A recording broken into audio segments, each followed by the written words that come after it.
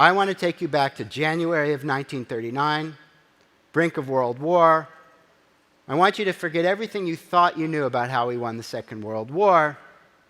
Had you been a betting person in January of 1939, had there been prediction markets, you would have placed your odds on Nazi Germany. Why? They had these things called U-boats, submarines, that looked ready to strangle the Atlantic. We had no answer.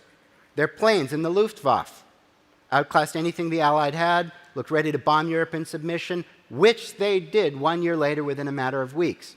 And in January 1939, 2 German scientists discovered something called nuclear fission, splitting the atom, which put Hitler within reach of the most dangerous weapon ever created by man. What happened? A man named Vannevar Bush, Dean of Engineering at MIT, quit his job, moved to Washington, talked his way into a meeting with FDR, President Franklin Roosevelt. It was a 10-minute meeting. Probably changed the course of the war more than any other such meeting, as well as the fate of the United States. He told FDR, in this coming war, it's going to be technology-driven, and we will lose. The Army and the Navy are too far behind Nazi Germany, and we will never catch up in time. Handed him 1 sheet of paper, 3 small bullets in the middle. He said, I want you to authorize a new group inside the federal government that will report only to me, and I will report only to you, and I will develop the weapons the military is unwilling to fund. FDR looked him over, read it, signed it okay. FDR turned around, got to work. What happened? Fast forward, 1943. Every year, the U-boats were sinking more ships every single month that the Allies could build. It did become, as Churchill and Roosevelt understood, the single greatest threat of the war, and Hitler and his generals did realize this is how we will win the war. We will strangle Europe. And not publicly known, March 1943, England was down to 3 months of oil. No oil, no tanks. What do ships run on? What do planes run on? What do trucks run on? Oil. No oil, no war. 3 months away from Hitler winning and Western Europe being a united Nazi Republic of Europe. What happened? March 14, 1943. The first B-14 Liberator bombers with 2 new technologies from Vannevar Bush and his group of loons sailed out over the Atlantic. One was long-range radio navigation, which allowed them to quickly find the convoys under attack. Forerunner of GPS. 2, and this was the most important one, microwave radar. It allowed the pilots to see the U-boats for the first time, day or night, fog or shine, and they began shooting down U-boats like shooting fish in a barrel. Within 4 weeks, they'd sunk more U-boats than in the entire prior war. 6 weeks later, May 24th, 1943, Admiral Carl Dönitz sends a radio blast across the Atlantic. All remaining U-boats withdraw. They'd lost over half the U-boat fleet.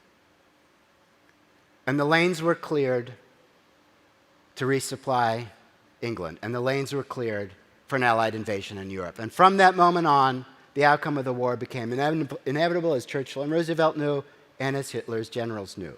Now, what did Bush do? He separated his artists and his soldiers.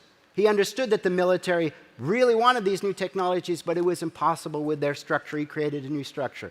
Gardenhoe, he managed the transfer. When the pilots didn't want to even take the radar in their planes, he figured out a way to make it happen. He got it in the planes. But they still weren't using it a few months later. What do you do? He got the scientists to go in the cockpits with the pilots. Why are these guys not using it? Believe it, as a scientist, you don't want to go into a cockpit in a war zone. But he got them to do it, and they figured out that when you're being fired at 300 miles an hour, they didn't have time to figure out these complicated switches on this new technology. The technology was great. The user interface was lousy. They went back to the lab. That's the other way, so the full cycle there. Went back to the lab, invented this thing called the PPI display. You see that in movies. That's the oscilloscope, the little dots.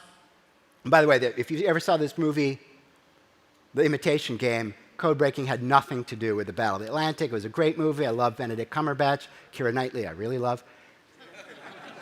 But it was based on a lie. The German code breakers had broken the British code for 5 years and were reading every intercepted naval transcript. So it made no difference, evidenced the fact that U-boat losses kept going. This is what Bush did. The heart was the final one and the most important one, and we'll wrap up here. The heart was the final one. he loved the military men he worked with. He respected them. Many scientists before Bush understood this problem, that we were falling behind in technology.